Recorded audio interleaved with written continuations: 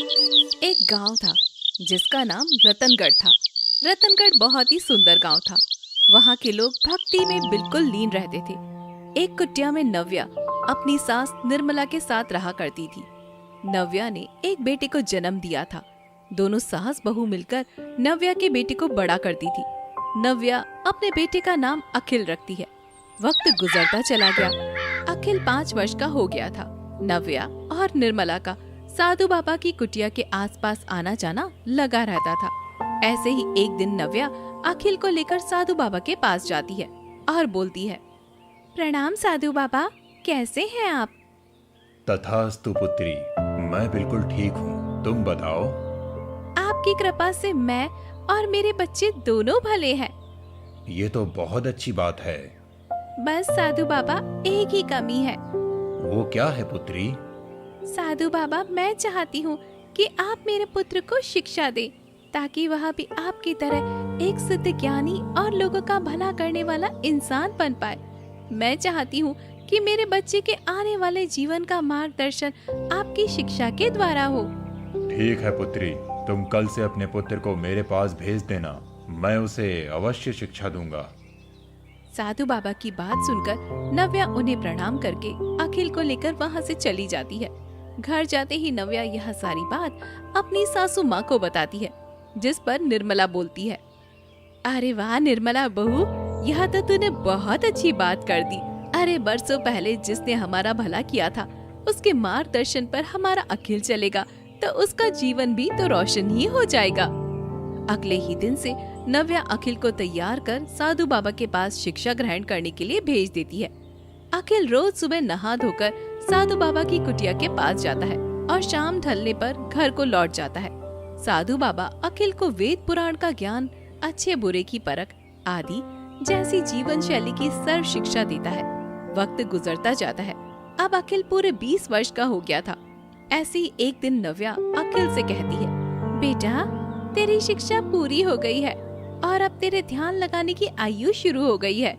साधु बाबा के बताए अनुसार अब तुझे साधना करनी चाहिए बेटा। जी माँ, जैसा आप कहेंगी मैं वैसा ही करूँगा। अखिल की बात सुनकर नव्या वहाँ से चली जाती है। तभी अखिल खुद से कहता है, माँ भी पता नहीं क्या ही हैं। अरे मेरी उम्र के लड़के शादी कर रहे हैं, अपनी अपनी जिंदगी के मजे ले रहे हैं, और मेरी माँ ना जाने मुझे किन साधुओं के पास भेज देती है। अरे बच्चे स्कूल में पढ़ते हैं, कॉलेज जाते हैं, नौकरी करते हैं, और मैं एक छोटी सी कुटिया में जाकर ना जाने कौन से तंत्र मंत्र सीखता हूँ। मुझे नहीं बनना कोई साधु वाधु, बस जितना सीख लिया बहुत है। अब मैं अपने मन की करूँगा। ऐसे ही एक शाम अखिल बाजार से अपने घर आ रहा होता है। तभी वो देखता है कि कुछ लोग एक साधु बाबा के आगे माथा टेक रहे हैं और उसे ढेर सारे पैसे और अच्छी अच्छी खाने की चीजें दे रहे हैं। यह सब देखकर अखिल भीड़ के पास जाता है और एक आदमी से पूछता है, अरे भाई साहब, ये सब क्या हो रहा है? इन साधु बाबा को इतना धन क्यों दिया जा रहा है? अरे आप नहीं जानते कि ये कोई ऐसे वैसे साधु नहीं हैं, सिद्ध बाबा हैं। अरे ये जो कहते हैं वो सच हो जाता है। लोगों के बंधे काम सही हो जाते हैं उनके उपाय से। उनके जैसा दानी विद्वानी कोई नहीं है, इसीलिए लोग अपनी श्रद्धा से इन्हें कुछ भेंट दे रहे हैं। तुम भी हाथ जोड़ लो, तुम्हारा भी भला हो जाएगा। लगता है ये लोग भी मेरी माँ की तरह ये साधु और इस विद्या पर भरोसा करते हैं। जैसे मेरी माँ ने मेरा जीवन बर्बाद किया है, वैसे ही ये लोग लगे हुए हैं। पर देखा जाए तो ये कुछ बुरा भी नहीं है। कुछ अच्छा हो या ना हो, पर पैसा अच्छा है इस काम में। क्यों ना मैं अभी अपनी शिक्षा का फायदा उठाकर अपनी जिंदगी को बेहतर बना लूं। ऐसे भी मेरी माँ और दादी माँ तो कभी मुझे एक अच्छी जिंदगी नहीं दे पाएंगे, तो मैं ही इस साधु की शिक्षा से कुछ अच्छा कर लेता हूँ, बन जाता हूँ एक चतुर साधु। यह सब होता देख अखिल अपने घर आ जाता है। साधु बाबा की भी अब काफी उम्र हो गई थी। अब वह केवल विश्राम की अवस्था में ही रहा करते थे। अखिल भी अपनी बची कुची साधना को पूरा करके पूरी तरह से साधु बन जाता है। ऐसे ही एक दिन अखिल अपना झूला लेकर भिक्षा मांगने के लिए निकल जाता है और सुंदरी नाम की एक औरत के घर के बाहर जाकर उससे बोलता है, भिक्षाम देही, भिक्षाम देही। अरे कुछ नहीं है बाबा, जाओ यहाँ से। मत बोलो, इतना सब कुछ तो है तुम्हारे पास, थोड़ा दे दोगी तो क्या हो जाएगा। मुझे एक मुट्ठी चावल दोगी तो मैं तेरा घर अनाज से भर दूंगा। अगर तुम्हारे पास पहले से ही इतना अनाज है तो फिर मुझसे क्यों मांगने आ रहे हो? क्योंकि साधु का तो काम ही भिक्षा मांगना है। तथास्तु पुत्री, जा बाबा के लिए भिक्षा लेकर आ। बाबा की इस बात को सुनकर सुंदरी एक मुट्ठी चावल लाकर अखिल को दे देती है। अखिल उस एक मुट्ठी चावल को अपने झोले में डालता है और बोलता है, सदा ही कल्याण हो। अब देखना, तेरे अनाज के भंडार कभी खत्म नहीं होंगे। आज शाम तक तेरे घर में अनाज ही अनाज होगा। इतना कहकर अखिल वहाँ से चला जाता है और शाम को सुंदरी का पति जब घर आता है तो वह अपने साथ अनाज की खूब सारी बोरियां ठेले पर बांध कर लाता है। यह देखकर सुंदरी की आंखें फटी की फटी रह जाती है और वह खुद से बोलती है, हे भगवान, उस साधु की कही बातें तो सच में सच हो गई हैं। वो तो सच में ही ज्ञानी और विद्वान साधु था। काश कि मैं उसे एक मुट्ठी की जगह 10-12 मुट्ठी चावल दे देती तो मेरे घर में अनाज इतना ज्यादा हो जाता कि मैं आज सारे गांव में अनाज बांट देती तो भी कम ना होता। सुंदरी अनाज को देखकर खुश हो जाती है क्योंकि सुंदरी एक बेहद भोली औरत थी। इस वजह से वह सारे गांव में अखिल की इस बात का ढिंडोरा पीट देती है। अब हर तरफ अखिल की इस बात का चर्चा हो जाता है कि अकेले एक विद्वानी साधु और उसके कहे वचन बिल्कुल सत्य होते हैं। अपनी वाहवाही सुनते ही अखिल अपने मन में सोचता है, वाह, बिल्कुल सही निशाने पर लगा है मेरा ये तीर। अरे उसके पति को तो मैंने पहले ही बड़े व्यापारी के साथ सौदा करते हुए देख लिया था कि कैसे उस बड़े व्यापारी ने उसके पति को इतना सारा अनाज दिया। वाह अखिल, साधु हो तो तेरे जैसा एकदम चतुर। अपना ये काम ऐसे ही जारी रखना है और अपनी जिंदगी एकदम अच्छे तरीके से बितानी है। आसपास के लोगों में अखिल के नाम की खूब चर्चा होने लगती है। सभी लोग अखिल को बड़ी बड़ी भेंटें चढ़ाने लगते हैं। पैसा, फल, वस्त्र, गहने, किसी भी चीज की अखिल के पास में अब कोई कमी नहीं थी। साधु का लिबास पहने वह अपनी चतुरता से लोगों को आए दिन ठगता रहता और किसी को भी इस बात की कानो कान भनक तक नहीं लगती क्योंकि सभी की आंखों पर अखिल की साधु शिक्षा की पट्टी बंधी हुई थी। ऐसे ही एक दिन नव्या अखिल से कहती है, अखिल बेटा, तो अपनी शिक्षा का एकदम सही उपयोग कर रहा है। बेटा, मुझे तुझ पर फक्र है। मैंने तुझे साधु बाबा से शिक्षा दिलवाई है और तू लोगों के इतना काम आ रहा है। तू हमेशा लोगों का यूं ही भला करते रहना बेटा, क्योंकि भलाई से बड़ा कोई सुकून नहीं है। हाँ माँ, चिंता मत करो। मैं बहुत अच्छे से जानता हूँ कि लोगों की भलाई कैसे करनी है और कैसे नहीं। बेफिक्र होकर कर रहे हैं। ऐसे ही वक्त गुजरता चला गया और अखिल अपनी साधु शिक्षा से सभी को पागल बनाता रहा। ऐसे ही एक दिन गांव में सोना नाम की एक लड़की अपनी माँ के साथ रहने के लिए आती है। सोना की माँ कमला एक विधवा औरत थी। सोना और कमला मिलकर खेतों में मेहनत मजदूरी किया करते थे और अपना घर चलाया करते थे। ऐसे ही एक दिन कमला और सोना दोनों ही अखिल के वचन सुनने के लिए उसके पास जाती हैं, जहाँ पर अखिल बोलता है, सदैव ही सबका भला करना हमारा परम धर्म होता है। एक साधु का जीवन हमेशा सबकी भलाई के लिए ही बीतता है। मैं जानता हूँ कि आज के इस समय में अपनी मोह माया को त्याग कर एक साधु का रिश्ता अपनाना कोई आसान कार्य नहीं है, लेकिन जो मानव इस कार्य को करता है वो सुख की सीढ़ियों का हकदार होता है। केवल साधु बनकर ही हमेशा भला नहीं किया जा सकता। मन साफ हो तो सब कुछ भला है। अखिल की बात सुनकर सारे लोग जोर जोर से जयकारा लगाते हैं। तभी कमला सोना को लेकर आगे जाती है और बोलती है, जय हो साधु बाबा की, जय हो। साधु बाबा, मुझ पर और मेरी बेटी पर कृपा कीजिए। मैं विधवा हूँ और मेरे सर पर एक कुंवारी बेटी का बोझ है। कृपा करो बाबा कि मेरी हालत सुधर जाए और मेरी बेटी सोना की एक अच्छे से घर में शादी हो जाए। अद्भुत, बहुत ही अद्भुत, बहुत ही सुंदर है। तुम्हारा सोना एकदम सोने जैसा है। अखिल जैसे ही कमला के कहने पर सोना की तरफ नजर डालता है तो वह सोना को देखता का देखता रह जाता है और बोलता है, जी क्या कहा आपने? मेरे कहने का मतलब ये है कि अब तुम साधु बाबा की शरण में आ गई हो। अब तुम्हारी जिंदगी में सब कुछ भला ही भला होगा। किसी भी बात की कोई चिंता करने की जरूरत नहीं है। जय हो बाबा, आपकी जय हो। बस मेरा और मेरी बेटी का जीवन संवार दो बाबा। कुछ ही देर में अखिल का वचन समारोह समाप्त हो जाता है। सारी संगत अपने अपने घर चली जाती है, पर उसकी नजरों में सोना का चेहरा बार बार घूमने लगता है और वह खुद से बोलता है, इस सोना को तो मैं अपना सोना बाबू बनाऊंगा। अरे इतनी सुंदर लड़की है, वो यही है, वो जिसे मैं आज तक ढूंढ रहा था। अब साधु बनने का और इस साधु शिक्षा का सबसे बड़ा मूल लेने का वक्त आ गया है। चल अखिल, शुरू हो जा। ऐसे ही वक्त गुजरता चला जाता है। कमला और सोना दोनों ही पूरे मन से अखिल की सेवा भक्ति करने लगते हैं। और ऐसे ही एक दिन अखिल कमला से कहता है, कमला बहन, अब से सोना को दिन रात मेरे आश्रम की सेवा के लिए भेज दिया करो। उसका बहुत ही ज्यादा भला होगा, उसके बंधे काम खुल जाएंगे। हाँ बाबा, क्यों नहीं, आपने तो मेरे मुंह की बात छीन ली। मैं तो खुद यही चाहती थी कि मेरी बेटी के भाग्य खुल जाए। ऐसे ही वक्त गुजरता चला जाता है। अपनी माँ का साथ छोड़कर सोना आश्रम में अखिल की सेवा करने लगती है, क्योंकि सोना भी चंचल और चतुर स्वभाव की थी। वो कुछ ही दिन में अखिल की नीयत को पहचान लेती है। अब उन दोनों का धीरे धीरे लोगों से बचते बचाते नैन मटक्का शुरू हो जाता है। ऐसे ही एक दिन अखिल सोना से बोलता है, सोना, अब तुम मेरे भाग्य का असली सोना हो। सच में इस साधु विद्या के बाद मुझे जो कुछ मिला वो बहुत कम था, लेकिन जब से तुम मिल गई हो ना, तो लगता ही नहीं कि जीवन में कोई कमी रह गई है। अब तुम मेरी साध्वी बनकर लोगों के सामने मेरा साथ देना, और मैं सदा जिंदगी में तुम्हारा साथ दूंगा। मेरे साथ साथ तुम्हारा भी भला होगा। हाँ अखिल, जैसा तुम कहो, मैं हर कदम पर तुम्हारे साथ हूँ। ऐसे ही वक्त गुजरता है। सोना और अखिल एक दूसरे को चोरी छुपे यूं ही मिलते रहते हैं। जहाँ दिन में अखिल दुनिया के सामने ज्ञानी साधु बाबा बनकर उन्हें पागल बनाया करता था, तो वो भी सभी की आंखों में धूल झोंककर सोना के साथ अपनी निजी जिंदगी के मजे लिया करता था। ऐसे ही एक दिन सोना फलों का एक टोकरा लिए अखिल के पास जाती है।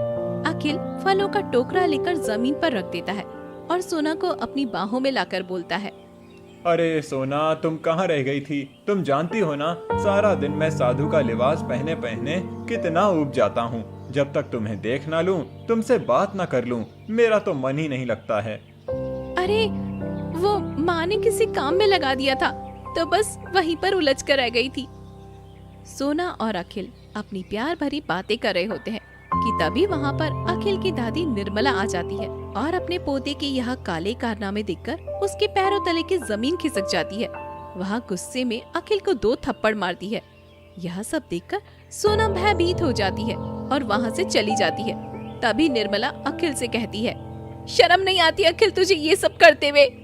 क्या ये दिन देखने के लिए मैं और तेरी माँ ने तुझे साधु बाबा के पास भेजा था? अरे हमारी इज्जत का नहीं तो कम से कम उनकी इज्जत का ही ख्याल कर लेता।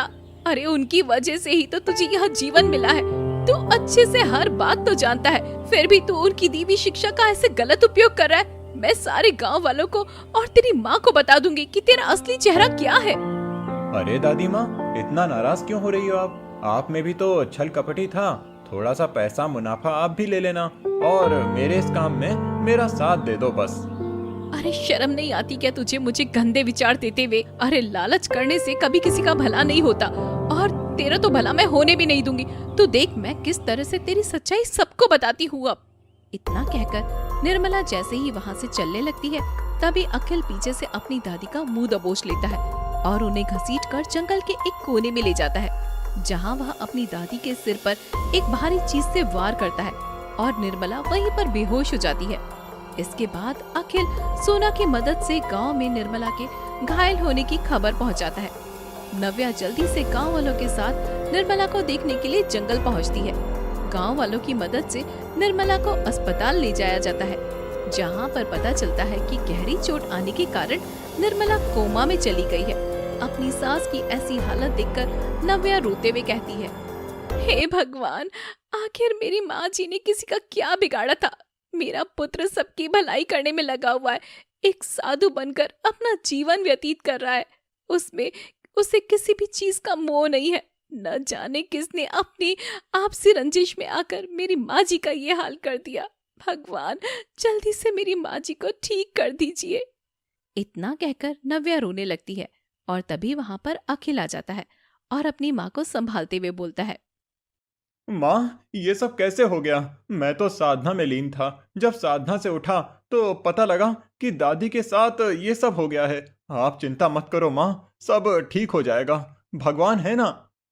हाँ बेटा, भगवान पर ही तो भरोसा है। पर देखना, डॉक्टर बोल रहे हैं कि तेरी दादी कोमा में चली गई है। अब न जाने उन्हें कितना वक्त लगेगा कोमा से बाहर आने में। ये तो और भी अच्छा हो गया।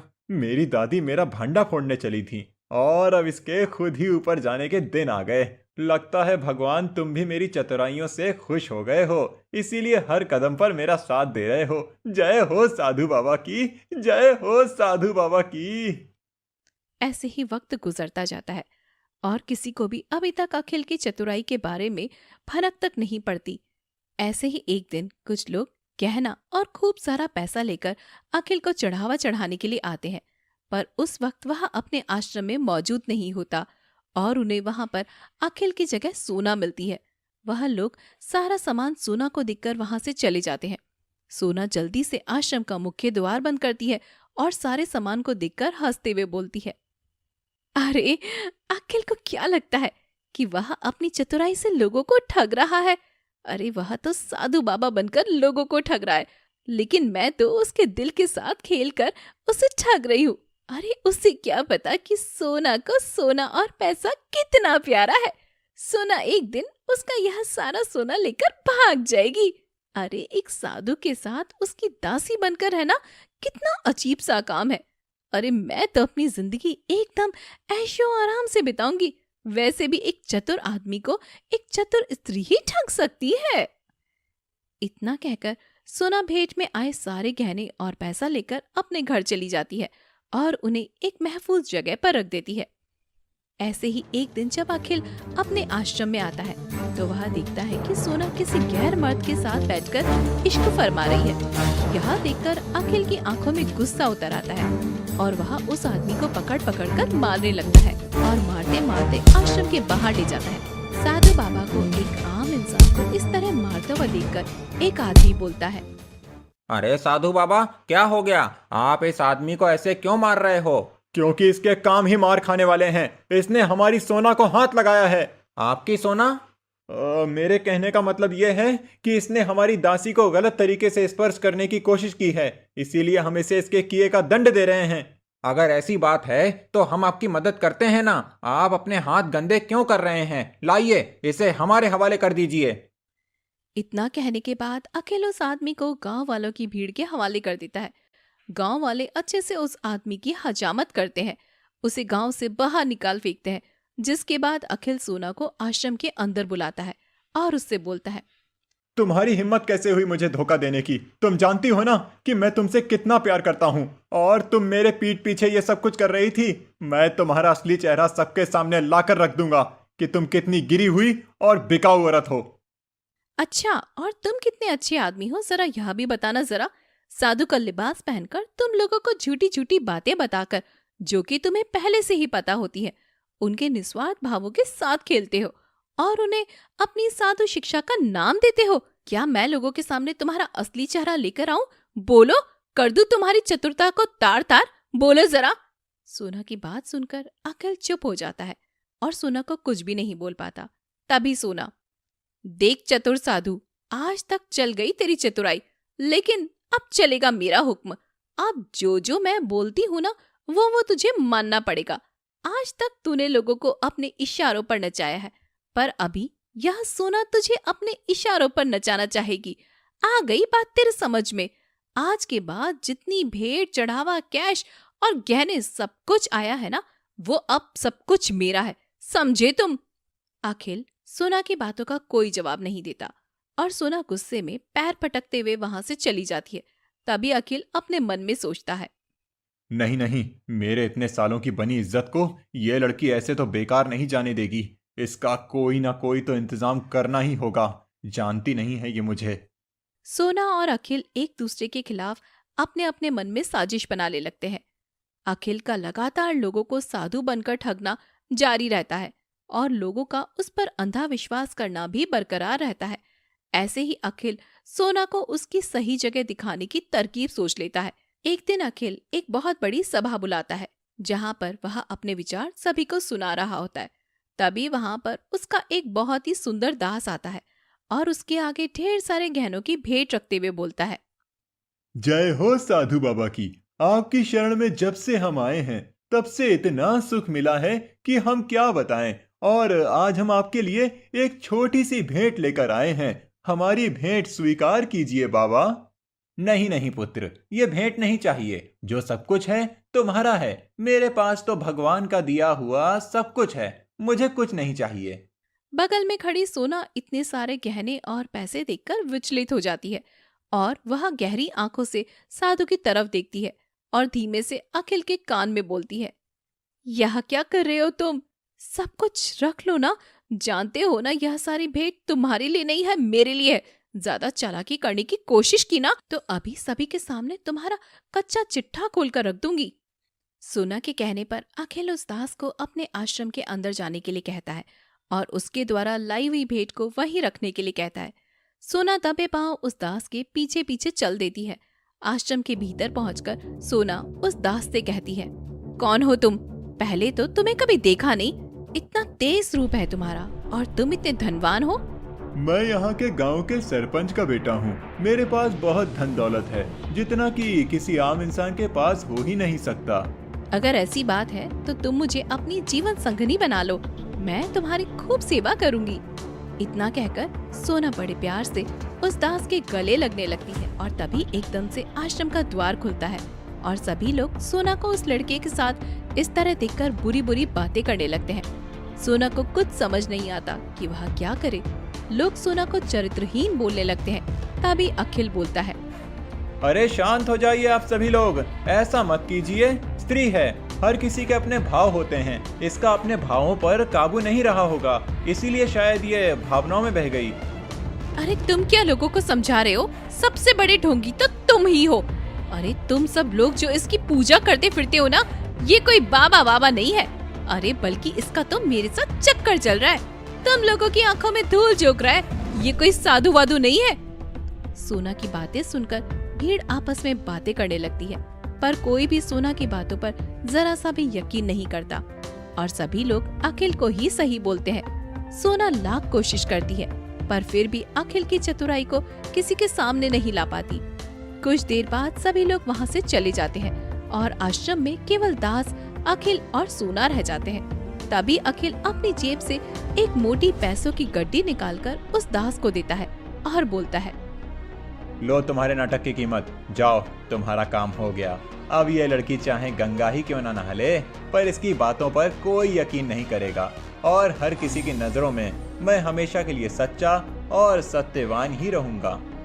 अखिल से पैसे लेकर वह दास वहाँ से चला जाता है और सोना अखिल की चतुराई को देखकर हक्की बक्की रह जाती है। आखिरकार सोना अपने ही बनाए हुए जाल में फंस जाती है और अखिल अपनी चतुराई से जीत जाता है और यूं ही चतुर साधु बनकर लोगों को ठगता रहता है।